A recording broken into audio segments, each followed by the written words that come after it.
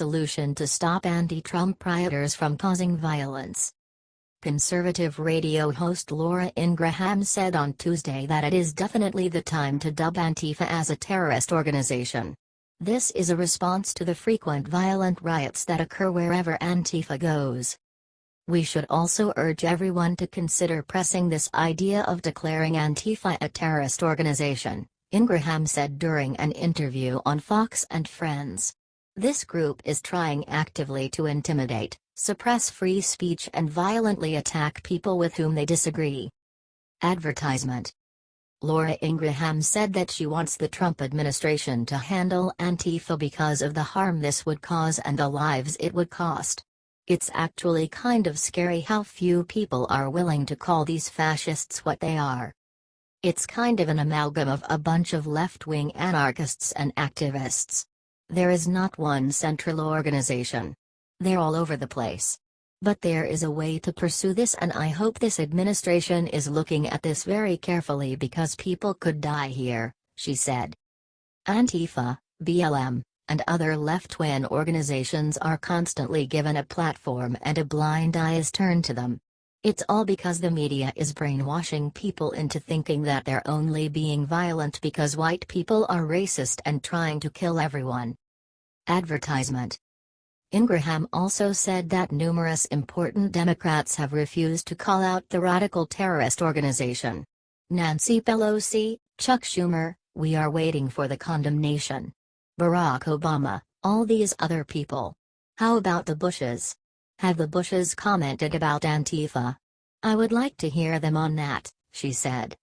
Imagine if the roles were reversed here and any type of conservative group that was taking bats and pepper spray to peaceful liberal left-wing protesters, Ingraham said. Imagine that story. It wouldn't have been on page A3 of the Washington Post. What do you think about this?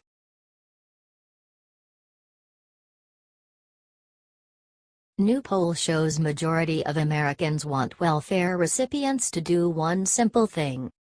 A new poll revealed on Monday that 51% of Americans support work requirements for Medicaid, while 37% of American voters oppose the measure. Of course, Republicans approve in higher numbers than Democrats. Republicans support the work requirement 67–48%. Democrats are typically the party that doesn't want people to have to work for their money so they can own them in the voting booth. 46% of independents favor the requirement. Advertisement. Currently, no state Medicaid program has work requirements. However, many states have submitted waivers to the Trump administration to allow them to implement work requirements for able-bodied adults without children. Drew Altman, a chief executive at the Kaiser Family Foundation, made it clear that Republicans and Democrats have quite a different view of Medicaid. Altman said that Democrats see it as government insurance and conservatives view it as a welfare program. The problem is the Democrats believe that all money should be given to anyone who wants it. The GOP expects people to work for their money. Kentucky Governor Matt Bevin asked the Trump White House to impose work requirements for Medicaid recipients. Kentucky would require that able-bodied adults without dependents work at least 20 hours a week to qualify for Medicaid. Kentucky's waiver would also stop Medicaid recipients for 6 months while they got a new job or increase in pay without letting the state know. Medicaid recipients would have to pay a fixed amount every time they go to the doctor, or they would have to pay a premium, just like the rest of us. Advertisement.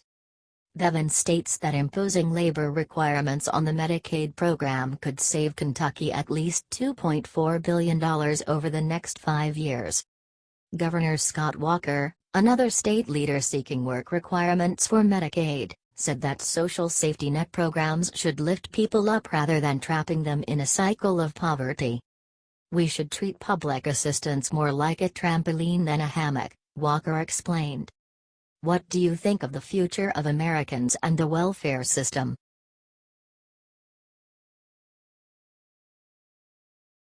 George Clooney voted worst celebrity in Hollywood for what he just said about Trump. George Clooney is one of many Hollywood lunatics in a chorus of losers that have been railing against President Trump. Yes, he recently had twins with his wife Amal, but he hasn't seemed to change at all. "I just have to clean the barf off of my tux," says Clooney. "It used to be my barf but now it's the twins' barf. So it all works out." Advertisement. It's a new stage of life for George Clooney. One that you would think would motivate Clooney to use his brain from time to time. Well, he's too self-absorbed because his movie Suburbicon is coming out in October. It's supposed to be a funny socially conscious movie. This means that this movie will be garbage. But despite the comic trailers, it leans a little more to the latter. Clooney believes the film, which peers into the dark racial tensions of 1950s suburbia, is deeply relevant to Donald Trump's America. It bristles, he hopes, with the spirit of Howard Beale, the truth-telling network newsman who yelled, "I'm mad as hell and I'm not going to take it anymore." Advertisement. He bragged about showing the piece of crap to Norman Lear. Then he said when it was over, Lear told him that it was the angriest thing he had ever seen. Yes, he is barfing in his filmmaking. He actually believes pre-civil rights movement America is the American that President Trump and his voters want. He is disregarding the fact that Hispanics and blacks voted for him in record numbers. Clooney's lack of self-introspection and respect for the president set a bad example for his twins. "I won't speak ill of the children, but their father is going to do them a great disservice when he pushes his lies and liberal propaganda into their heads." What do you think about this?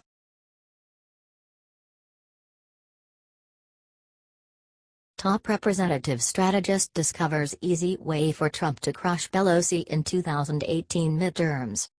The Trump administration is now deciding which initiatives and campaigning should occur in the battleground states to in the 2018 midterms. They want to energize the voters to show up and make another resounding statement to Nancy Pelosi and the Democrats. According to Politico, the plan is similar to one used in 2004, when a slate of anti-gay marriage amendments boosted GOP turnout in 11 states, paving the way for the election of President George W. Bush. Advertisement. GOP strategist Karl Rove applauded the efforts after the 2004 election. He believed that it was crucial to keep America safe for 4 years longer. He was asked if he created the strategy and he denied it. In the current effort, the White House is considering initiatives involving tax reform and other economic issues to rally conservatives, Politico reported. It will be focused on red states where vulnerable Democratic senators are up for re-election next year, including Montana, North Dakota, and Missouri, according to Politico. Leading the rampage against Nancy Pelosi and the losers on the left, Jerry Gunster has given some sage advice after he was successful in making Brexit happen in Britain. Advertisement. According to Politico, he has discussed his strategy with numerous Trump aides. He did speak to Bill Stepien and VP Pence's Chief of Staff Nick Ayers. The plans are forming and will be put into full effect soon. The White House has not signed off on the idea yet, however, Politico reported. Probably it has some effect, Steve Linter, a GOP strategist in Michigan, told Politico about the strategy. It never hurts to have Republicans push on issues that are core to the party and that get people motivated. Some Republicans are skeptical, however. There are other ballot issues that the GOP can use to their advantage. Pelosi and her obstructionists could be one of the easiest tools to use. What do you think about this?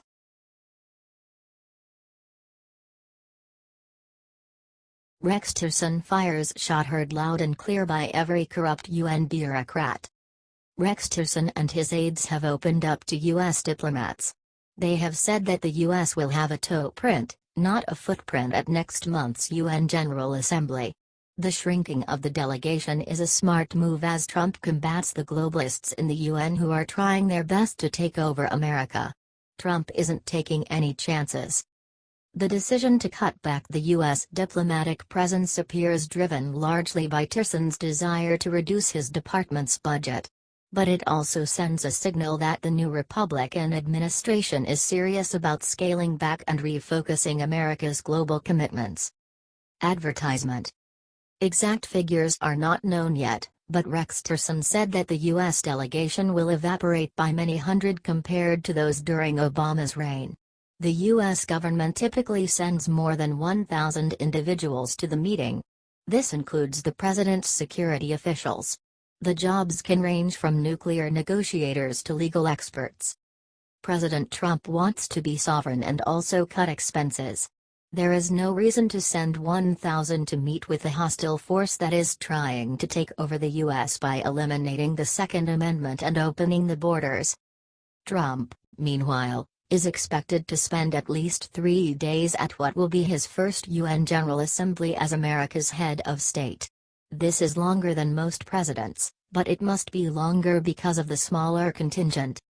Advertisement.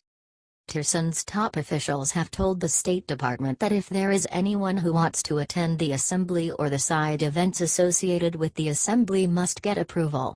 They also said that approvals would be few and far between. In the past, multiple deputy assistant secretaries in the State Department have attended. This year it looks like only one will be there. The plans to cut back the U.S. presence, first reported by Foreign Policy, have added to the gloom of U.S. diplomats already feeling marginalized by the Trump administration. The president has proposed slashing state's budget by a third, and most of the top positions at the department have yet to be filled, with many bureaus relying on interim leaders. What do you think of this awesome plan?